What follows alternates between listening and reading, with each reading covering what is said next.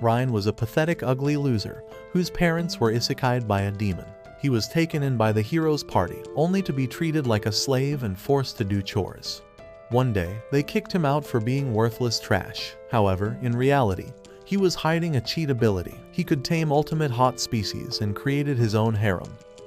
This story begins with Ryan. He used to be on a hero squad, but one day they straight up kicked him out because of his trash skill. In this world, beast tamers make contracts with animals by connecting with their hearts, and then they can use those animals' abilities.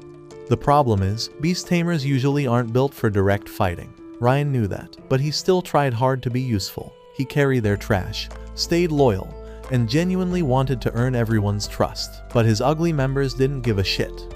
Instead of appreciating him, Arios, Baldy, Loli, and Mina looked at him like he was trash. At first, Ryan thought it was some dumb joke. Then he saw their faces. No one was laughing.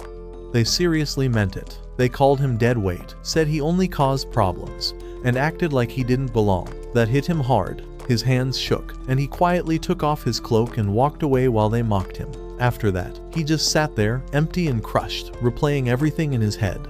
During missions, people always judged him for being just a beast tamer, and now it felt like everyone had decided he was trash. While he was stuck not knowing what to do next, a bunch of kids ran up to him. They were excited, asking about being a hero and what his job was like. Rain froze, because what was he supposed to say now? But the kids were so hyped that he didn't want to disappoint them, so he stood up and made a contract with an eagle just to show them something cool. The kids loved it. After that, Ryan heard something interesting. Out here, regular people didn't really respect that hero group much anyway. And the kids actually liked Ryan more, because he always talked to them and played with them. They told him they wanted to become adventurers one day and make good money. That word adventurer flipped a switch in Ryan's head. Adventurers get paid to take missions and do jobs. So Ryan immediately headed to the Adventurers Guild. There he met the hot receptionist, Natalie. She started to go over the test, but Ryan stopped her and asked her to explain adventurers properly, since his old hero team always looked down on them and never bothered learning. Natalie was surprised by how dumb he was, so she broke it all down. She also mentioned lots of people take the entry-level test. When Ryan said he was a beast tamer, Natalie got nervous and basically hinted that he might not survive alone. That stung, because it sounded way too similar to what his teammates had said. Still, Ryan forced himself to keep going. The first test mission was simple. Take down 10 goblins and collect 20 herb bundles. Using his animal skills, Ryan handled it fast. He found the goblins, cleared the job, and finished his F-rank task. Then, out of nowhere, he heard a scream. He sprinted toward it and saw a girl being attacked by an assassin tiger. Ryan tried fighting it with his small knife, but it barely did anything like poking a wall. He told the girl to run while the tiger focused on him. The problem was, there weren't any animals nearby for him to contract, and he didn't have strong weapons. Right when things looked bad, the girl appeared behind the tiger. She launched herself insanely high into the air and smashed down onto the tiger's back. One hit, massive damage. The tiger went down. After that, she bashfully turned around and casually sat on the tiger like it was normal. This girl had pink hair and a rich, noble vibe. Her name was Canade. Ryan could tell right away she wasn't ordinary. She was from the Spirit Cat clan, one of the strongest and rarest clans, to the point where people even said they were close to disappearing. Then Canade suddenly wobbled and collapsed.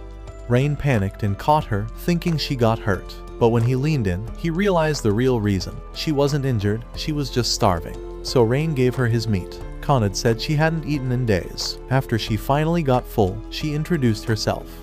Ryan introduced himself too, but she quickly corrected him and told him not to call her Miss, or anything formal, just Canade. Ryan asked why someone like her was even in this forest. Canade said she got bored of her quiet mountain life, so she came out for adventure, and meeting him felt like fate to her. She immediately wanted to hear his story. Normally, Ryan hated talking about himself, but with Canade, the words just came out. He told her everything about getting dumped by the hero team. Canade got seriously angry for him, like she took it personally. Ryan was shocked someone actually cared. Even though she was furious at the people who threw him away, Ryan said he didn't want to hold on to it, and Canade decided to drop it too. Without thinking, Ryan patted her head as a thank you. Canade secretly liked it, and Ryan didn't even realize he did it automatically. Then Canade got serious. She told him he wasn't weak at all. His beast taming was actually crazy strong. In fact, the moment she saw him, her floodgates got open like she was being pulled toward him. She thought it might mean Rain could even control spirit cats, which almost nobody can do. Ryan didn't care about the fame of controlling a top clan. He just wanted to be closer to Canade, so he bit his finger and used a little blood to start a contract. For the bond to work, Canade had to say her name willingly, and she did without hesitation.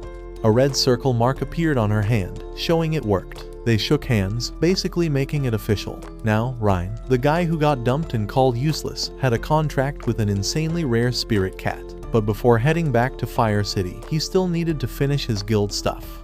Rain made temporary contracts with rabbits to help gather herbs, and Canade got jealous watching him bond with other animals, even rabbits. She still couldn't resist how fluffy they were, but every time Ryan casually made more rabbit contracts, she got even more annoyed, and he stayed completely clueless. Rain finished the mission quickly, passed the test, and Natalie gave him an F-rank adventurer card, plus 50 copper coins. She told him if he ranks up, he'll earn more, and since he cleared everything so fast, she was sure he'd rise soon. Rain went back to Canade and told her he was officially going to start taking paid jobs now. Canade happily agreed and supported him. Then, a pathetic, ugly loser walked up. He noticed Canade was a spirit cat and got interested in the worst way. She answered coldly, which only made him push harder. He tried to invite her for drinks, and then he insulted Rain right in front of her. Canade's mood changed instantly. She fluffed up like an angry cat and loudly told everyone Rain was her master, the one controlling her. The guy laughed, because in his mind there's no way a spirit cat could ever be controlled. But Canade kept praising Ryan as an incredible beast tamer, and the guy got jealous and challenged Ryan, even treating Canade like she was some prize to gamble with. Rain didn't really want trouble, but he knew if he backed out, the guy would still mess with Canade. So, Rain accepted.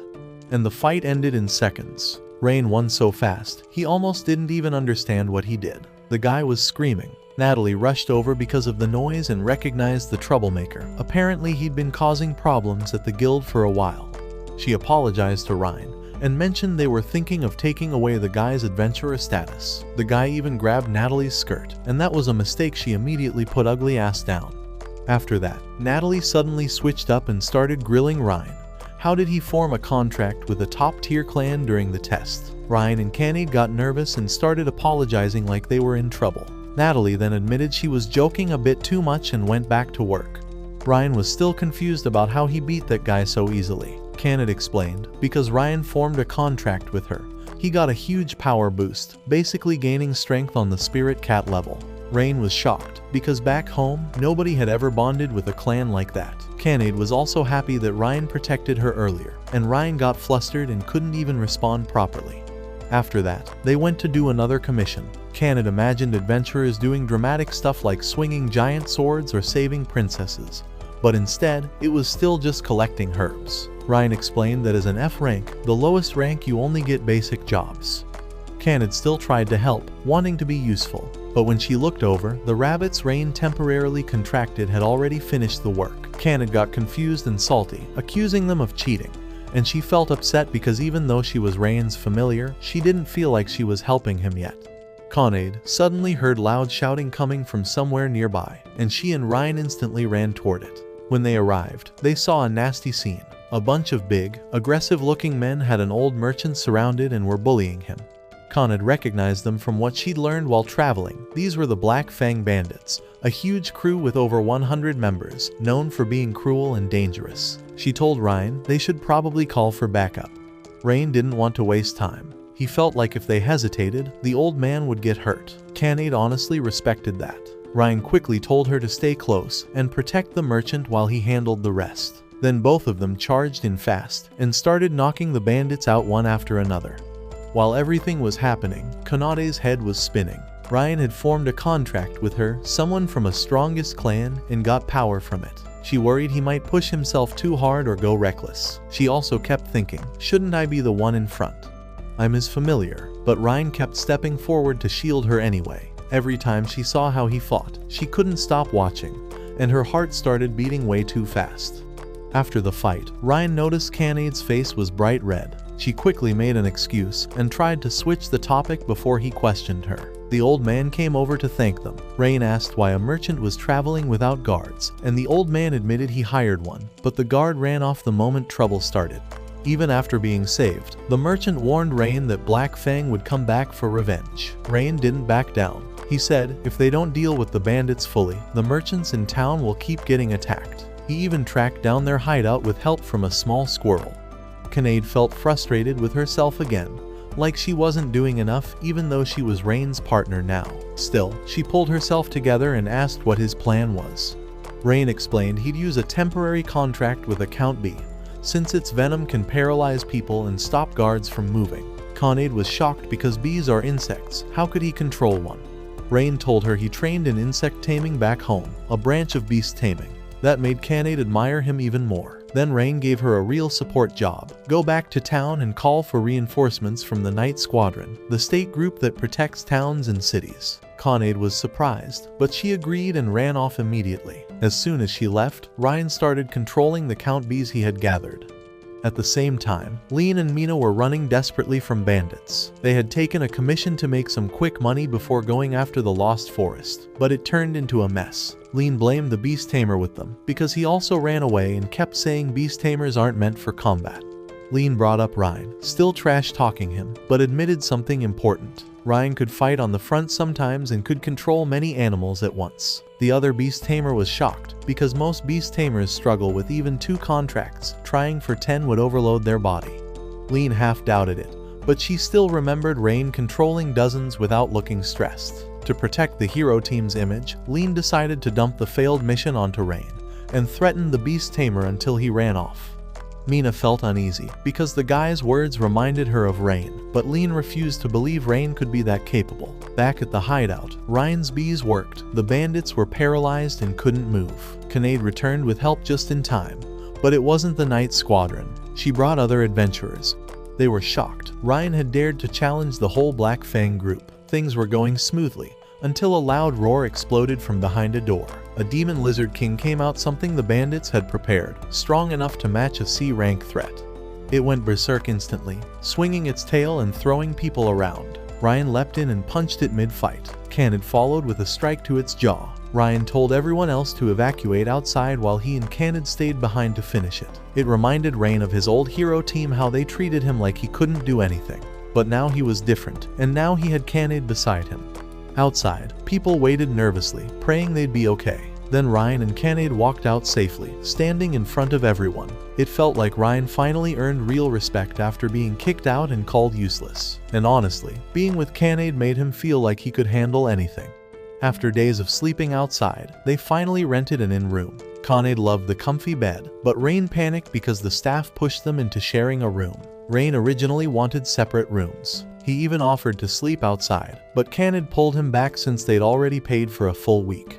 Ryan tried explaining that a boy and a girl shouldn't sleep in the same room. Canade first acted like it didn't matter, then blushed and awkwardly said, "It's fine as long as he doesn't do anything inappropriate." Rain gave her a serious talk about not trusting people so easily, not even him, because they barely knew each other.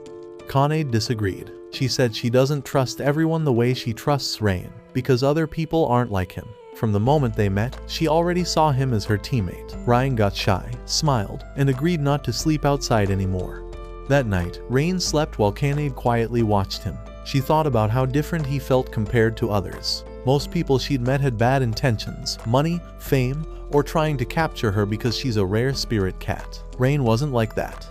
He saved her out of kindness and treated her normally, which made her happy. She also knew he was still hurt from being thrown out of his team, even if he acted fine, and she wanted to help heal that.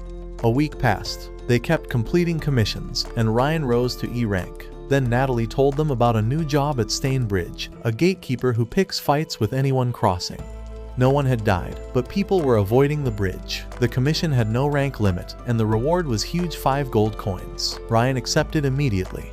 They headed to Stain Bridge, the only road connecting the central continent, where Horizon City is, to the southern continent. Canade admired the scenery and wondered what the gatekeeper was like.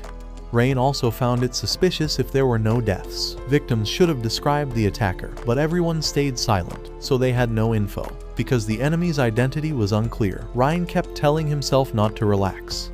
Then Canade spotted something flying above them. It was a rare Dragon Clan member, and it was a dragon girl with massive plot named Tanya. When she heard people calling her a gatekeeper, she looked insulted, carrying herself like royalty. She said she'd been trained since she was young, and in the Dragon Clan, once they turn 15, they go out into the world to become truly strong. She wanted to fight powerful opponents, and seeing a strong adventurer and a Spirit Cat clan member in front of her made her interested. Canade realized there was no easy way out. They were going to have to fight. She told Ryan to go all out, because she's from a top clan too, so they shouldn't hold back. The fight started immediately. Tanya rushed first and hit Rain so hard he went flying. Then she blasted fire at Canade. Canade couldn't dodge in time, and her tail, something she was proud of, got burned. That made Canade furious, and she charged in to teach Tanya a lesson. They fought hard, and Rain was shocked how evenly matched they were. Ryan tried to jump in and help, but Tanya blocked him, grabbed both of them, spun them around, and then unleashed a full power fire attack. At the last second, Rain and Canade coordinated, landed safely, and avoided the worst of it. After that, Ryan understood why the Dragon Clan is feared, so he switched tactics and started fighting like a true beast tamer. He told Canade to hold Tanya off for him, and Canade obeyed, rushing in and hammering Tanya with repeated punches like a tiger. Rain tries to stay calm and thinks back to the animals he sensed during the earlier fight. Then he quickly makes a temporary pact with an eagle, using it to call more of its kind. He comes back to Canade with a whole flock and sends them to dive at Tanya, pecking at her from above. The attacks don't really hurt her much, but they freeze her in place. The reason is simple. These aren't normal birds. They're a bright-colored poison-type species, and the toxin builds up fast. Even someone from the Dragon Clan can't ignore that Tanya ends up paralyzed for a short time. What shocks both Ryan and Canade is how quickly Tanya gives up. She actually admits defeat without dragging it out. Canade gets so excited she hugs Ryan tight. After that, Ryan tries something unexpected. He invites Tanya to come along with them. Tanya misunderstands badly and thinks he's planning to sell her or use her somehow. Ryan doesn't argue or snap back. He just smiles calmly and says he only wants to talk properly. That gentle reaction catches Tanya off guard and makes her blush a little, until she feels a scary "don't try it" vibe from Canade right next to her. Canade basically warns her to stop getting ideas. When they return to the guild, Natalie is stunned that the gatekeeper problem is already solved. Then she notices the new red-haired girl with horns and a tail. Natalie starts guessing she might be Dragon Clan, but Ryan quickly lies and calls her a friend we met during the job. Tanya tries to introduce herself like some noble, and immediately gets grabbed and pulled away so she can't say it. After that, Tanya keeps disappearing at random. Every time she spots someone strong, she tries to force a one-on-one fight, and she keeps trying to reveal who she really is. Rain and Canade end up babysitting the situation so hard they almost collapse from it. When they finally call her out, Tanya gets embarrassed. Ryan tells her she should leave the city soon and keep her identity quiet. If she promises not to cause trouble again, he'll let her go. Canade realizes why nobody ever exposed Tanya before. People didn't want to admit they got beaten up by a girl like her, so they stayed silent out of humiliation. By Dragon Clan rules, Tanya is supposed to go train again, but instead, she decides it's easier to train by sticking with Ryan. Then she suddenly wraps her arms around Rain's neck and straight up says she likes him. Canade instantly gets irritated. Tanya even asks Ryan to form a contract with her. Ryan can't believe this is happening. First a Spirit Cat, now a Dragon Clan member too. Once the contract is made, a red mark appears on Tanya's hand, and she finally understands what it feels like to be connected to someone constantly. Rain feels like he used up all the luck he'll ever have. Meanwhile, Arios' group has been wandering the forest for a week, getting nowhere. Arios comes up with a plan: trick Ryan into returning, use him to clear the lost forest, then dump him again afterward. Back at the inn, Canade and Tanya start bickering over the bed, while Ryan is so done that he just lies on the floor and falls asleep like the world doesn't exist. Tanya officially becomes part of the team. Their next job is slime extermination. Slimes get ignored by most adventurers, so they keep multiplying and end up ruining farmland. Canade hates fighting them because punching slimes makes her hands sticky and gross. Tanya acts smug and says she'll just burn them with fireballs. Canade is honestly impressed because someone else is finally taking the annoying part. Rain feels relieved seeing them get along, because he was worried they'd clash non-stop. They search for slimes but can't find any, so Rain uses assimilation. He sends part of his consciousness into a bird so he can scout through its eyes and control it freely. Canade and Tanya is shocked because they didn't expect him to have a skill like that. Rain tells them to guard his body while he searches. Soon, he finds the slime breeding area and leads them there. Canade wants to wipe them fast, but Tanya wants Rain to practice magic. Rain says he's tried fireballs before and also knows basic healing. Tanya pushes him to use fireball magic here. Ryan says his power isn't strong enough to clear all those slimes, but he still focuses and tries once. And the blast comes out way stronger than expected. Every slime gets wiped out. Tanya explains why. Ryan has a Dragon Clan contract now, meaning he's basically running dragon level magic power. The Dragon Clan's magic is said to be near the top among the strongest clans. Rain almost wants to faint hearing that, because now he's carrying power from 2 top clans and it's hard to keep up with it all. After that, Tanya and Canade start training his magic control together. Tanya's teaching style is intense, and Ryan ends up exhausted and gasping, but he still learns how to handle magic much better. Once they get paid and leave the guild, Ryan treats both girls to a big meal, and then regrets it. Their appetite is insane, so big it feels like even a rich person couldn't keep feeding them forever. Later, Tanya asks Rain where he learned taming. Rain doesn't think it's interesting, but he explains anyway. He's from a village full of beast tamers, and both his parents were tamers too, so he basically grew up learning it. Even insect taming came from people there. It was a small, unknown village, but it doesn't exist anymore. That makes both girls feel guilty for bringing it up, but they still want to understand him. Ryan hesitates, then agrees because they're his teammates now. He tells them what happened when he was 12. His parents were busy, so he practiced alone at the training ground near the village edge until sunset. When it got dark, he noticed something wrong. The sky had this unnatural red glow. He sprinted home, but it was too late. A monster attack had set the village on fire. Rain was the only survivor. Adventurers eventually arrived and rescued him. After that, he lived and worked at an inn owned by someone connected to the adventurer who saved him. Life went on like that until about half a year ago, when he met Arios' hero group. They were recruiting, so he joined fast, thinking he could finally help people and maybe prevent tragedies like his own. But it turned out, they only treated him like a tool. Telling that story drags Ryan back into a dark place. Canade takes his hand and comforts him, saying he's brave and always throws himself into danger because he wants to protect others from suffering like he did. Tanya also gets upset at how he was treated, but both girls say they're proud to have him as their master. The next day, they take an E-rank job to defeat orcs. Orcs aren't like goblins, they're smarter and use weapons. Ryan warns them not to underestimate them. Tanya acts confident, saying she won't lose to orcs, then nearly gets caught twice during the fight. Rain and Canade save her in time, but Rain gets slightly hurt. He heals himself, so he's okay. Tanya looks full of guilt afterward, blaming herself. They collect the drops and return to the guild.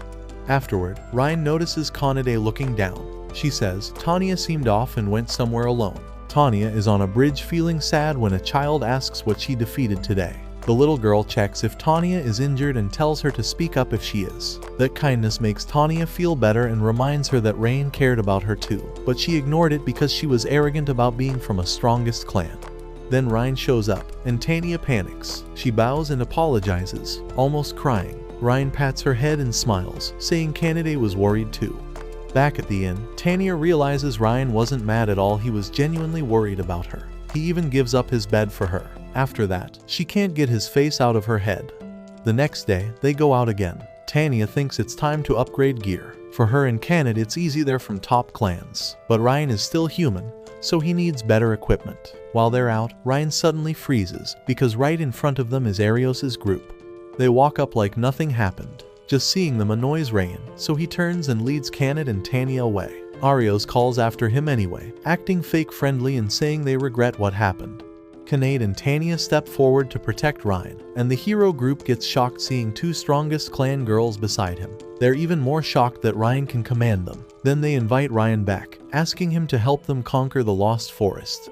Arios basically implies Ryan can control animals, so exploring and carrying supplies would be easy, like he's just there to be their worker again. That makes Ryan furious. They threw him away before, and now they want to use him again. He refuses immediately and starts to leave. But Mina calls him back and tells a save the world story. Deep in the forest, there's a shield needed to defeat the demon lord. Without it, monsters will spread everywhere and normal people will suffer. That hits Ryan hard because it reminds him of his village burning.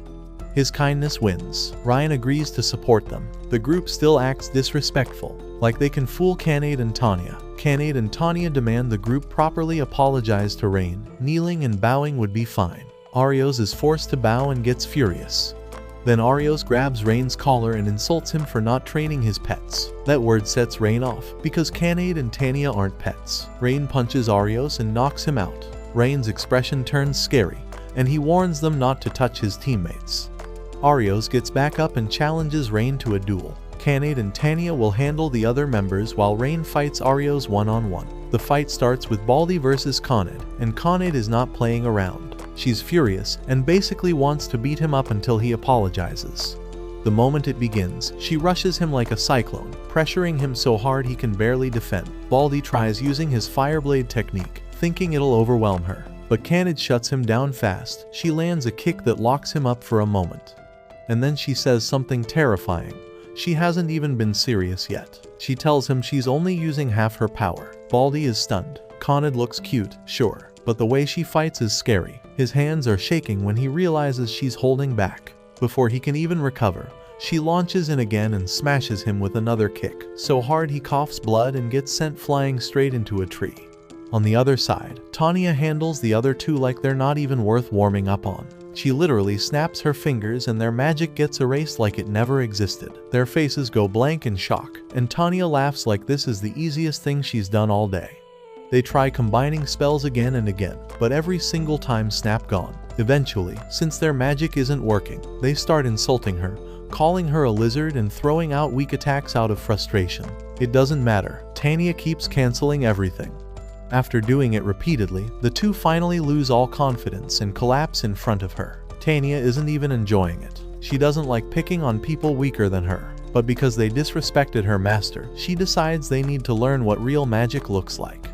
She pulls in heavy dark clouds, making the sky look dangerous, and the two guys panic, thinking she's about to erase them. But she's only bluffing. She just scares them until they almost pass out, then lets them go, mainly because she knows Ryan would lecture her if she went too far. Now it's time for Ryan versus Arios. Arios insults Ryan right away, and Ryan doesn't waste time arguing. He goes straight into the fight. Ryan admits something in his head. Arios really does fight like a hero. His sword skills are legit. But Rain doesn't stay in normal fighter mode for long. He shifts back into how a beast tamer fights, watching, reading patterns, and moving with purpose. Rain has been studying Arios for a long time. His footwork, how many steps he takes before swinging, the way he feints, his rhythm. And now Rain is landing attacks powered by contracts from two top clans. Rain even warns him, if Rain fights seriously, Arios will lose badly. He tells him to surrender. Arios refuses out of pride, so Rain uses the same trick as before. He paralyzes Arios using the Count B method, forcing him to accept defeat. Even then, Ryan still hasn't forgotten the way Arios insulted Canade and Tanya. Arios tries switching tactics and gets pathetic, acting like they're old friends again. Rain isn't falling for it. He hits Arios with a punch, holding back on purpose. Rain knows if he used full power, Arios wouldn't survive. Right after that, Canade and Tanya run in and cling onto Rain like they're checking he's okay. Then the three of them head into the Lost Forest together to start exploring. The forest feels nasty, wet, dark, and creepy. Tanya even jokes about burning the whole place down, but Ryan immediately shuts that down because animals live here. Ryan looks at the map Arios' team made, but it's basically useless now. The forest has changed so much that the old route doesn't match anymore. Arios keeps talking and feeding them information. Supposedly, the monster deep inside has the Shield of Truth, the key item needed to defeat the Demon Lord. But even while giving info, Arios still acts arrogant and fake. Canade scolds him. Ryan pats both Canade and Tanya on the head, and they instantly calm down, feeling guilty for making him help people who treated him badly. Tanya even thinks she should just defeat the Demon Lord herself if it comes to that. Seeing they're worried, Ryan reassures them and says they'll be fine. Then Rain does what he always does, he calls a bird and uses assimilation to scout. Canade and Tanya stay behind, guarding his body while his consciousness flies through the forest. From above, Rain spots a narrow hidden route that looks like it leads deeper. He comes back and guides them to it. But the weird part is, no matter how far they walk, they keep ending up back at the same marker they placed earlier. It's like the forest is looping them on purpose. Canade thinks they're just choosing wrong turns, but Ryan doesn't buy it. Getting lost alone is normal, but all three getting dragged back the same way, that's suspicious. Tanya agrees. Something is messing with them. so Tanya forms a magic circle and force moves them to the right spot. She figures it out. There's illusion magic tied to a specific tree, warping their sense of direction. She tells Canade to destroy the tree so the path opens. Rain asks if they can break the barrier without cutting it down, but Tanya says it's possible, just slow. The barrier is strong and would take too long to undo properly. Canade gets ready to punch. Then a voice warns them to leave. A white-haired girl appears from the tree. Sora, from the Spirit Clan, another strongest clan member, and a magic expert with power even higher than dragons. Rain remembers the Spirit Clan has been hidden from humans for over 200 years, because they see humans cutting forests as basically an enemy act. That history turned into conflict, so the Spirit Clan isolated themselves and ended up hating human. Rain tries to speak calmly, but Sora instantly drives them off and even tries to wipe them out. It's confusing because Spirit Clan members are supposed to be peaceful, but Sora is attacking like they're monsters. Rain thinks it's because they're close to the barrier, but he also feels something doesn't add up. If they hate humans that much, why would monsters be mixed into this? Tanya decides they still need to push forward. She tells Canade, cut the tree. She'll handle Sora's magic. Rain doesn't want to fight her and keeps trying to talk, which makes Canade and Tanya shocked by how kind and naive he can be, but they still follow his lead. Sora attacks again without listening. Canade and Tanya try to rush in, but Rain stops them. He says he can take it, and he won't quit. He believes if he stands firm, he can make Sora understand his intentions. He doesn't blame her attacks either, and that surprises Sora. Sora questions if he's even a real human, because she's scared he'll be like the humans who destroyed her home. Ryan admits he can't prove he's good, but asks her to trust that he won't harm her people. Sora still fires another arrow. This time Canade and Tanya block it. They both speak up for Ryan, saying he's not like that. Watching them defend a human confuses Sora even more, because she's never seen relationships like this before. Finally, Sora agrees to sit and talk. Ryan explains they were looking for the Shield of Truth for the hero team, but got trapped by the barrier. Sora admits the barrier is hers. She can't let anyone break it, because it blocks the road to the Spirit Clan village. She refuses to put her clan at risk. Tanya points out the obvious, so you're basically protecting monsters. Sora replies that the Shield of Truth isn't in the forest. Deep inside is only the route to the Spirit Clan village. The shield is kept by the Spirit Clan. That means the hero team got tricked. Sora adds that if the shield is truly needed to defeat the Demon Lord, she's willing to lend it. She disappears briefly, then returns holding a huge shield with a blank expression.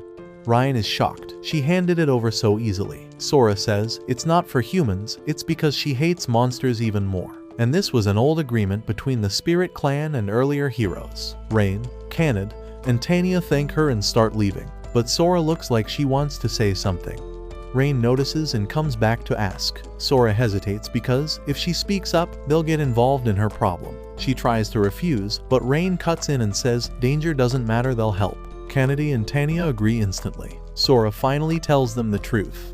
She has a twin sister, Runa. The two sisters manage the barrier, and even though the job is boring, Sora was happy because she had Runa. But one day, they stepped outside the barrier for a task, and ran into a monster calling itself part of the Demon Lord's forces.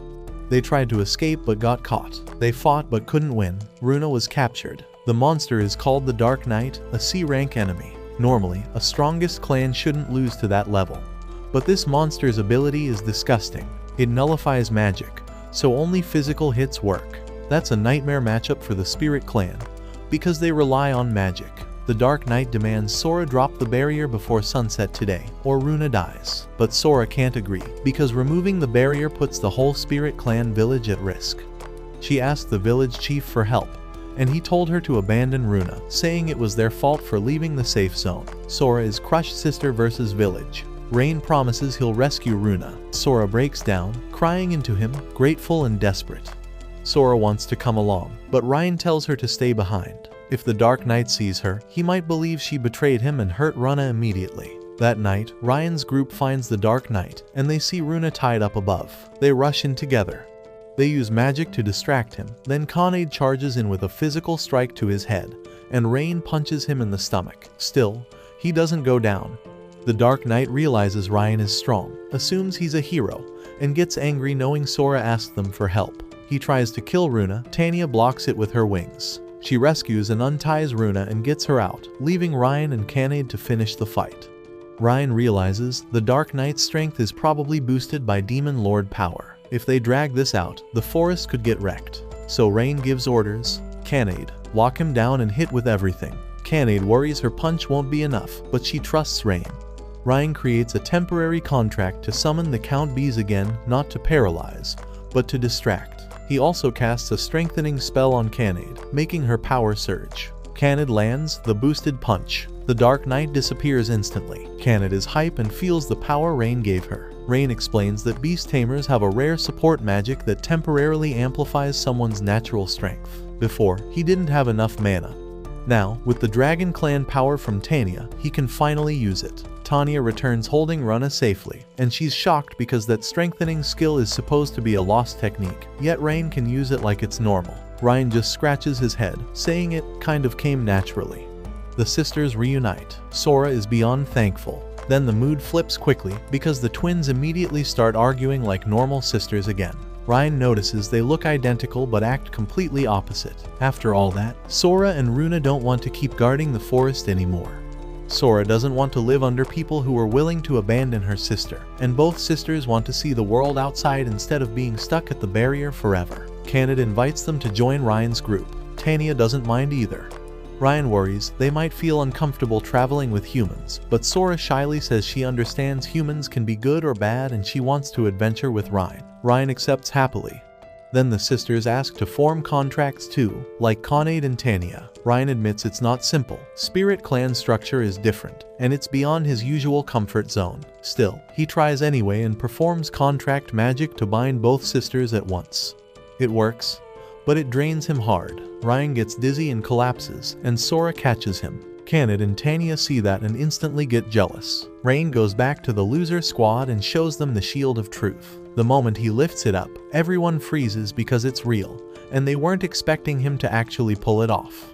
Arios, though, is still salty. Ryan got it in 2 days, while they wasted a whole week and came back empty. Arios even tries to claim the shield might be fake. Ryan doesn't argue. He just lets them inspect it.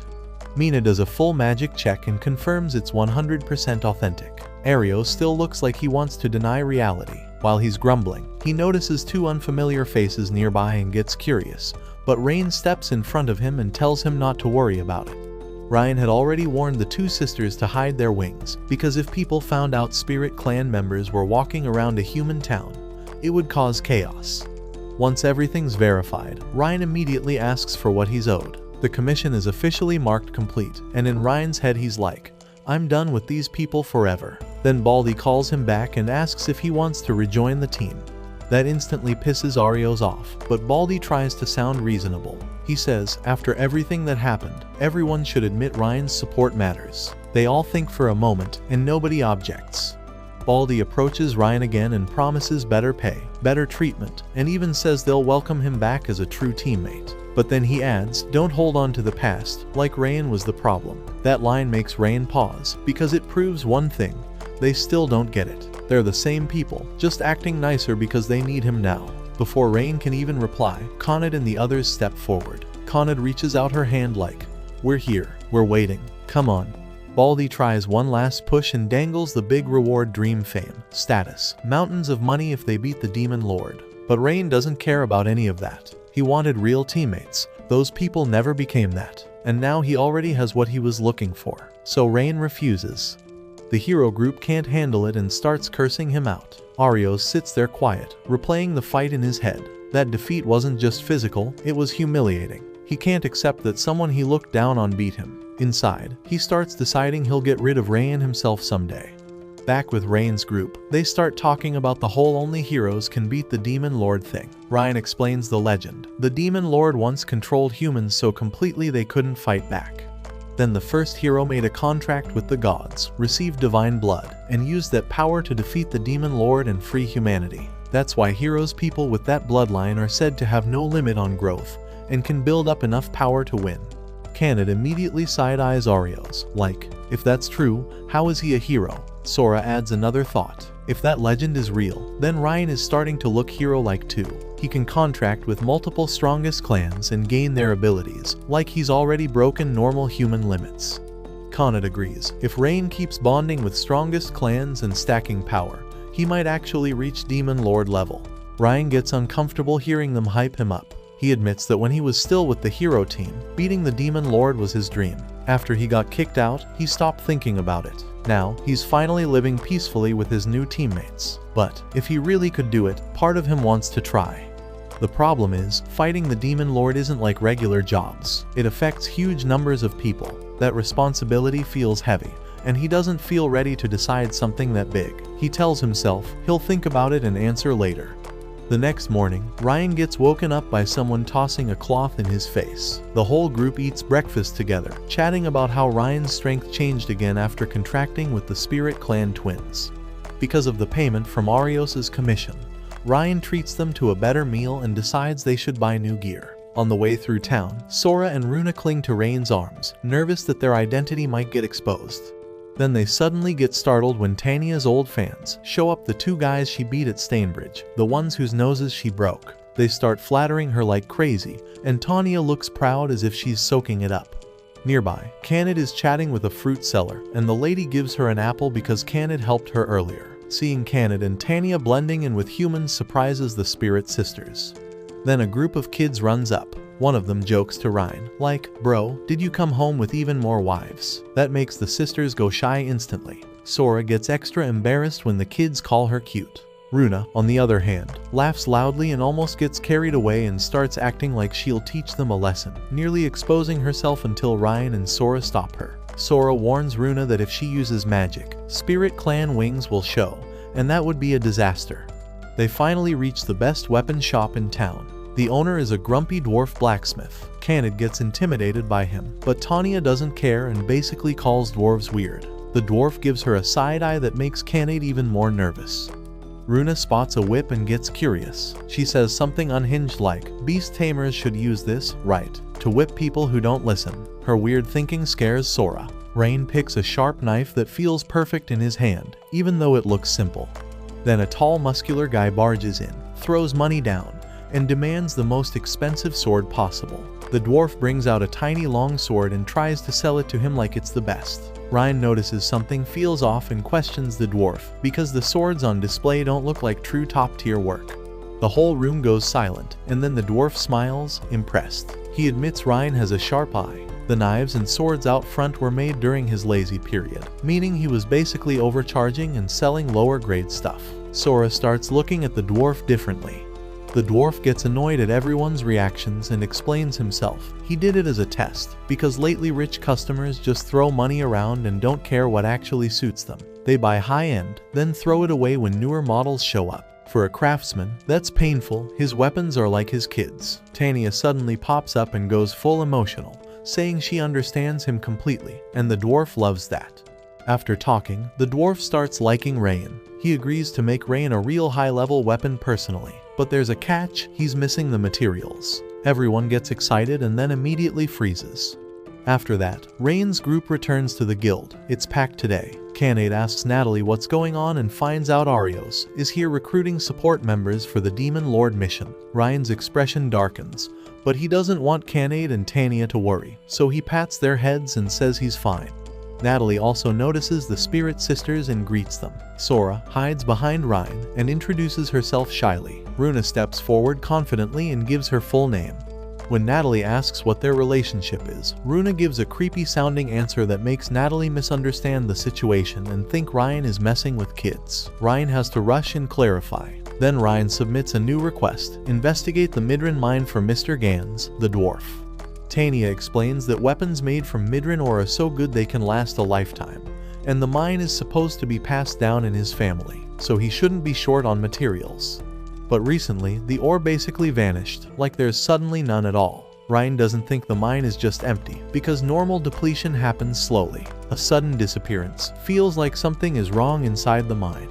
Before he even finishes, Canade and Tanya already understand what he's thinking. Someone's messing with it. Ryan asks the dwarf to let them check. The dwarf sees Ryan's sincerity and agrees. When payment comes up, Ryan says he doesn't want money, he wants the weapon the dwarf will make. That surprises the dwarf, and he accepts happily. They head out, and the path is close, so it almost feels like a picnic. But the Lolly sisters are exhausted. They're panting, dizzy, barely standing, and at one point they literally melt like ice and need a break. It's hot, so when they spot a lake, they beg to swim. Before Ryan can even finish giving safety instructions, Canade starts stripping. Tanya stops her just in time. Rain makes a temporary contract with a squirrel, so it can alert them if danger shows up. Then he lies down for a quick nap. In the water, the sisters start asking how can they grow their massive plots. Canade and Tanya just brush it off, saying they'll grow someday. Then Canade suddenly screams. Ryan jumps up and rushes over in panic, only to find out it was a prank. Runa had grabbed a fish to scare Canade. Rain gets embarrassed, turns his face away, and ends up thanking them for showing heaven. But Canade and Tanya aren't mad. They're happy he ran over the second he heard them scream, because it shows he cares. The sisters forgive him, and Ryan relaxes again. Finally, they reach the Midran mine and hide to observe. Ryan suspects illegal mining, and he notices birds in the sky acting like messengers, like they're signaling someone. Sure enough, illegal miners spot them and confront them aggressively. Rain tells the girls to take it easy, but easy turns into everyone getting knocked out instantly, which ruins Rain's plan to question them. Sora suggests reading their memories with magic. The Spirit Sisters do it and confirm Ryan was right. The miners are adventurers doing illegal mining. After helping, the sisters ask for rewards, specifically head pats like Canade and Tanya get. Ryan has no choice and pats their heads, and they look ridiculously happy. Ryan warns everyone that once they enter the mine, their identities might get exposed because the enemy is watching from above. He's sure the other side also has a beast tamer. The moment they go inside, a fireball comes flying at them. Sora and Runa block it instantly. They want to finish fast, so they can earn more head pats, so they rush in hard. Canade and Tanya follow to back them up. Rain takes on the remaining enemy. The guy refuses to surrender and even tries stabbing Rain with a knife, but Rain drops him easily. Still desperate, the guy summons a B-rank behemoth. They realize he's a monster tamer. He brags that he raised the monster from when it was a baby, so it won't attack him. The behemoth charges Ryan, hitting like a truck, and everyone worries the mine will collapse if the fight drags on. Ryan signals everyone to evacuate the others outside. Tanya will guard outside while Canade goes back in to support Ryan. Ryan tells Canade to disable the monster tamer, because the behemoth is following his orders. If they stop the controller, the problem ends faster. Ryan focuses on surviving. The behemoth is powerful, but its moves are simple. Ryan reads its pattern, dodges cleanly, and avoids getting hit. But the mine won't hold forever, they need a quick finish. Canade manages to shut the tamer down. Ryan realizes a risky solution: take control of the behemoth himself. He hesitates because stealing someone else's dominion is supposed to be impossible. But he remembers Canade's encouragement and decides to believe in himself. It works.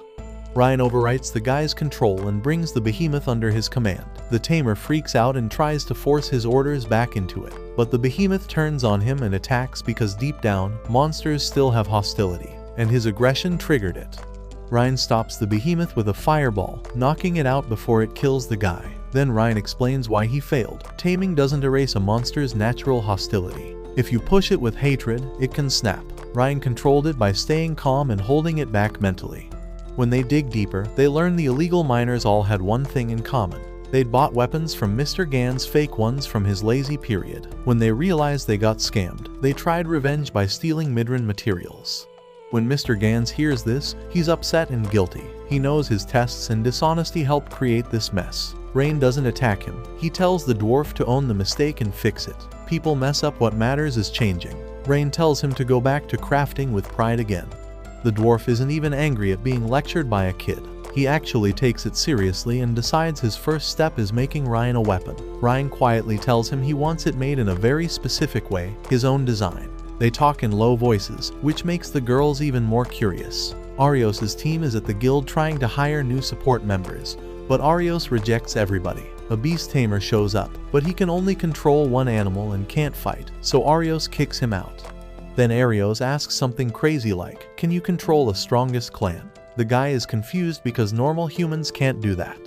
Mina thinks a lot of the applicants were actually good enough for support, but Arios keeps comparing them to Rain, so nobody passes. Mina warns Arios he's being too strict, and Arios snaps at her.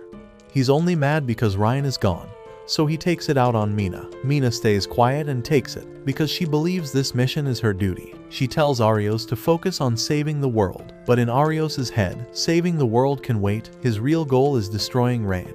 The next day, Ryan asks Natalie what happened to the people who illegally mined Mr. Gans's mine. Natalie says they got their adventurer status taken away and were turned into forced workers, because illegal mining and raising monsters are major crimes.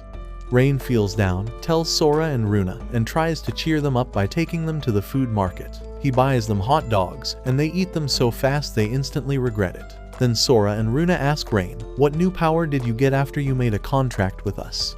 Rain already got strong body power from Canade and magic boost from Tanya, so they're sure he should have gotten something big from the Spirit Clan too. But Rain honestly doesn't know. His answer makes the twins panic. They think he should have gained their clan's secret ultimate magic, and when they don't see it, they start calling themselves useless and failed. Rain doesn't know how to explain it at first, so he just pats their heads and tells them to stop blaming themselves. The twins ask why he still trusts them, because they've been hurt and abandoned before. Ryan sits down and tells them the truth. He used to be insecure too, always trying to be useful, and still got thrown away by his old team. So now, he cares more about trust and real teammates than perfect powers. He tells them he wants them with him, even if they don't give him some huge new ability. That finally lifts their mood, and Ryan feels relieved. While they're walking, a blonde rich troublemaker shows up and starts flirting in a gross way, basically telling the sisters to become his women. Sora gets terrified, and Runa insults him non-stop. The guy likes their reaction even more. His name is Edgar, the Lord's son of Horizon City. He keeps pushing, and when they refuse, he brings his underlings to force it. Ryan beats all of Edgar's men easily, but Edgar still doesn't stop. He starts threatening to hurt normal townspeople unless Ryan hands over the sisters. Rain is stuck because the enemies are spread out. If he saves one person, another might get hurt.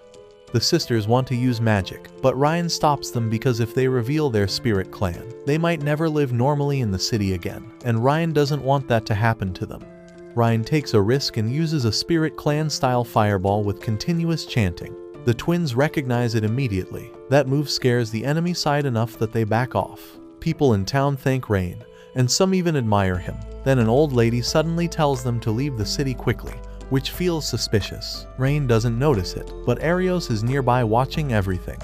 Back home, the twins excitedly tell Canade and Tanya that Rain used a new spirit skill. Rain also realizes he's gotten better at it, stronger and more accurate than before, probably because of the contract. The twins finally feel proud, like they're not extra baggage anymore. Then Ryan hears darker rumors about Edgar. People say he kidnaps girls, locks them in his mansion, and abuses them, and his father covers it all up because Edgar is the only son. Tanya gets furious and wants to burn the mansion, but Ryan thinks deeper. The more he learns, the more he wants to protect the city. He hesitates because he feels like he's just a beast tamer, not some chosen hero. Canade and Tanya understand what he's thinking. They tell him they also want to protect the city, not just him. That support gives Ryan courage, and he decides they'll handle this together. Meanwhile, Edgar orders his soldiers to hide the damage from earlier, and tells them to learn everything about Rain and bring him in. He's furious about being embarrassed, and during all this, he keeps torturing a beast person little girl. Ryan and Canade go to the Night Squadron to report what happened and ask them to investigate Edgar. The moment Edgar's name comes up, the Knights look scared. They refuse, calling it a small argument, and even warn Ryan that he could be punished for ruining Edgar's reputation. Ryan realizes the Knights are covering it up, so even an investigation would be fake. As they leave, Canade senses someone following them. It's a female knight named Stella. She bows and apologizes for making them uncomfortable, which surprises Ryan. Stella introduces herself as the deputy of the Horizon Night Squadron. She thanks Ryan because she heard he and a spirit cat girl took down the Black Fang gang, something the Knights failed to do. Stella tells them the truth. The Night Squadron has become rotten. They protect the Lord's family, ignore the citizens, and the Captain Gillett is part of the corruption. Stella wants to fix the squad, and seeing Rain stand up to Edgar gave her hope. She begs Rain to help.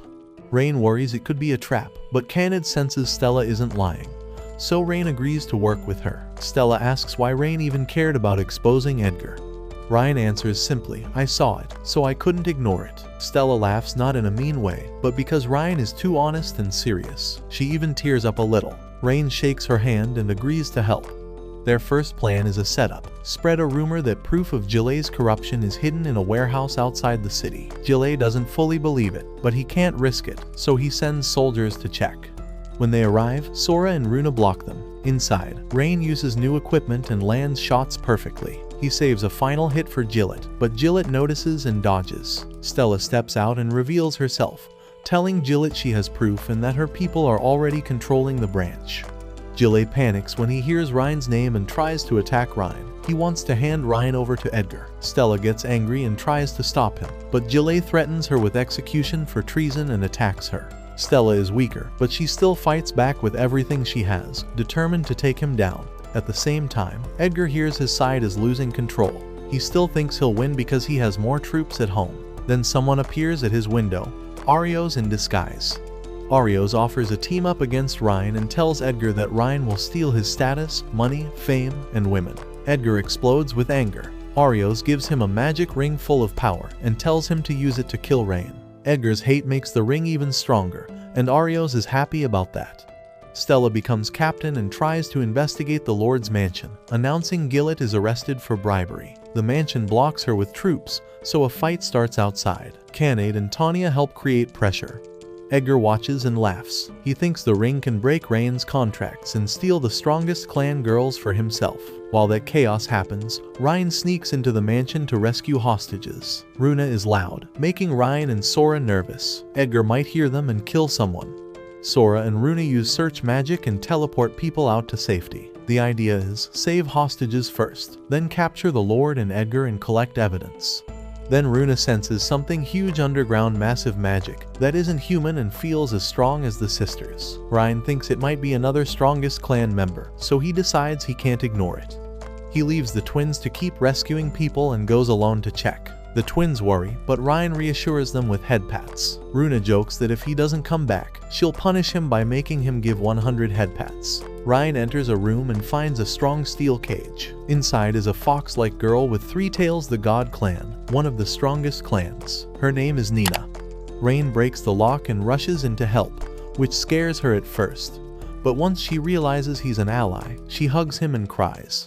Nina tells him her life used to be peaceful until Edgar appeared. Edgar forced her into captivity by threatening innocent villagers. He put a powerful magical slave collar on her and abused her to satisfy himself. Rain tries to break the collar, but it's too strong and hurts him badly. Nina blames herself, but Rain remembers he has strength from all his contracts, Canade, Tanya, and the Spirit Sisters. He gathers that power and finally breaks the collar and frees Nina. Outside, the soldiers try using hostages as shields, but Sora and Runa already teleported people away safely. With civilians safe, Stella pushes into the mansion to arrest the Lord and Edgar. The Lord tries to run, but Ryan catches him by firing a rope and tying him up. Then Edgar suddenly appears and uses the ring's death magic on Ryan. Ryan gets hit, but it doesn't work. Arios, watching from above, is shocked because that spell should have killed Ryan instantly. Everyone starts thinking Ryan can resist all magic. Runa, curious, sprays poison smoke on Ryan to test him. Sora freaks out and scolds her for poisoning their own master. But Runa's guess was right. Ryan gained a Spirit Clan skill that cancels bad effects, so death magic and poison don't work on him. Edgar is furious and hates Ryan even more. That hatred feeds the ring. Purple power spreads over Edgar's body, swallows him, and revives a demon, the same kind of creature that destroyed Ryan's childhood. The demon flies into the city to attack civilians. Ryan turns to chase it, then looks back and sees his real teammates ready beside him. They don't even need to talk, they understand. Ryan tells Stella to protect the citizens and keep Nina safe. Nina grabs Rain's sleeve and says she wants to help too, but Rain gently tells her to stay back because she hates fighting, and she'll be safer waiting. Rain and his squad sprint into town to stop the demon. Ryan says he'll take it down, and the demon laughs like, "Oh yeah? Show me." The second the demon leaves an opening, Canade and Tanya jump him. Rain throws out his rope to slow him down, and even the little squirrel helps with magic. But it barely matters, their hits don't really hurt the demon. Then the demon gets cocky and calls in backup, summoning a bunch of monsters like they're his pets. At first, Ryan's team thinks, whatever, these are weak. But the problem is, the demon can keep summoning them non-stop. The fight turns into chaos. Canade rushes in hard but gets smashed and thrown down. Tanya gets mad and blasts dragon fire, but even that isn't enough, she ends up collapsing. Sora and Runa try to heal Canade while the demon starts wrecking the city, destroying buildings like it's nothing.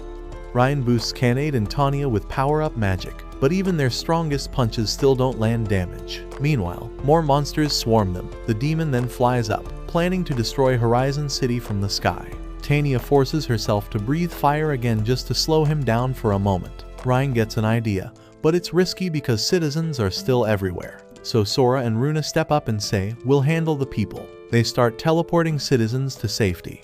They don't care if their identities get exposed anymore, since a lot of people already saw them during the mansion rescue. While this is happening, Arios' hero team argues about whether to help. They hear a demon appear to Demon Lord's follower, but Arios refuses to join, basically saying, "Ignore it." Mina and Baldi want to protest, but they hold back. Stella and her knights do go out and fight, because she refuses to abandon the city. When Sora and Runa show up asking for help evacuating citizens, Stella agrees instantly. Stella's soldiers help, and Nina stays with Sora's group for protection. Canade and Tanya keep pushing through the monster crowd, clearing a path so people can reach the teleport circle. But lots of humans don't trust Sora and Runa because the Spirit Clan is known for hating humans. They're scared to step into the magic. Then something sweet happens. The hot dog shop uncle recognizes the sisters and walks into the magic circle first, smiling like, "I trust you." After that, other people, they helped recognize them too. Citizens begin stepping in, and the evacuation starts working. Before they can finish, soldiers warn that the monsters are closing in. Runa tells Sora to keep teleporting and runs out to fight. Canade and Tanya are getting worn out until more help arrives. The adventurers Tanya once scared, plus other Horizon adventurers who treat this like a citywide emergency mission. Even Mr. Gans supports them by handing out real weapons he made seriously. Everyone unites to defend the city and buy time for Rain's team. Nina watches all these people risking themselves and feels something change inside her. She's scared of fighting, but seeing everyone protect each other makes her want to be strong too. Rain still can't reach the demon, it's too far and too high. They consider turning Tanya into a full dragon, but it would make her an easy target, and she still wouldn't be able to touch him properly. Even spirit teleporting isn't enough to reach him accurately. Then Ryan realizes, the one person with the best instant teleport power is Nina from the God Clan. Nina runs up and hugs Ryan, and Ryan asks if she can help. She's shy, but she agrees. Plan. Canade and Tanya keep handling monsters on the ground. Rain and Nina go straight for the demon. Rain uses Mr. Gans's armor to dodge attacks while moving. When the demon throws a huge magic blast, Nina teleports them instantly right up near him. The demon panics because they suddenly appear in his face. Rain powers himself up, then tries something huge. He attempts to steal control over the demon's summoned monsters. The demon can't believe a human could do that. Rain just smiles and says he's just a normal beast tamer. The demon rages and breaks Ryan's binding magic and charges him, but Ryan's command works. His own monsters turn on him. The demon starts fading away, disappearing into space. Even while dying, he's still curious and asks Rain's name, but Rain refuses to give it. Nina is exhausted and collapses, but Tanya catches them safely. The demon threat ends, and Horizon City finally feels bright and calm again. After that, the city starts recovering. Stella officially becomes captain and begins cleaning up corruption. The guilty people get sent to the royal capital for punishment. Stella also investigates Nina's village and learns the villagers left after she was taken. Rain believes they'll reunite someday as long as they're alive. Canade gets super involved in rebuilding like she's a real local now. Tanya hides that she's a dragon, but honestly, it feels like people already know. Sora and Runa also settle into city life, and even visit the hot dog uncle again. Rain still refuses to call himself a hero. He keeps saying he's just a normal beast tamer, and the girls get annoyed because they know what he did was heroic. Nina wants to become useful too, like the others. Ryan worries because he already has contracts with everyone, so making one more feels risky. But everyone's support pushes him, and he tries anyway. It works. Ryan successfully forms a contract with Nina. Everyone celebrates and hugs Nina, treating her like the little sister they always wanted. Later, they meet Stella at the guild. She says the Adventurers Guild and the Night Squadron will work together from now on to keep the city safe. Natalie then drops a big surprise. She promotes Ryan straight to C rank. Ryan thinks that's too fast, but Natalie insists it's deserved, and jokes she could even push him higher. Rain decides to treat everyone to food. Natalie notices Nina is from the God Clan, and gets shocked because she hugged her like a kid, but Nina says it's fine, and Natalie hugs her again anyway. Now the team is too big for their rented room, so Natalie suggests buying a house. The guild even offers subsidies for strong adventurers who stay in town. Everyone agrees to stay in Horizon City. They house hunt and finally find a perfect place. Wooden house, big garden, lots of rooms, good kitchen and bath, and it fits Ryan's budget. But Natalie admits there's one problem: people say the house is haunted. She tells weird prank stories, pillows flipping, bath water turning cold, salt and sugar swapping, rotten eggs in shoes, curry on laundry. Canade gets scared, but the house is too good to ignore, so Ryan suggests they check it out first. Inside, it's dark but clean. Then furniture starts shaking, stuff moves by itself, and a voice tells them to leave. A maid-looking ghost appears and chases them. Sora and Runa try magic, but she keeps popping back up, even hanging from the ceiling. Tanya notices something. The ghost doesn't really attack, she mostly scares people. The ghost focuses on Canade because Canade is clearly terrified. Canade panics so hard she accidentally scratches the ghost's clothes, and that actually works. The ghost realizes Canade can hurt her, and suddenly the ghost is the one who's scared. Sora and Runa trap the ghost with magic so she can't escape. Canade goes wild, trying to attack, but Tanya literally grabs her like a misbehaving cat to stop her.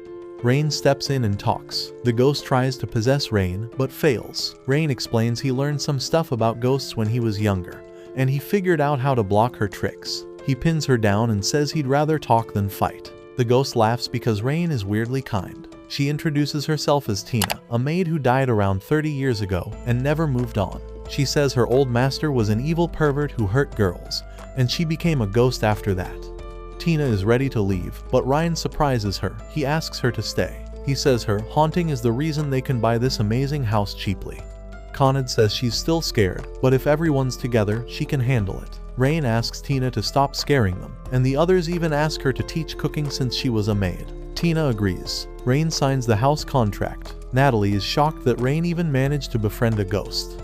Meanwhile, Arios' hero group tries getting food from a fruit seller by using their hero status and not paying. The seller refuses and calls them out for doing nothing for Horizon City.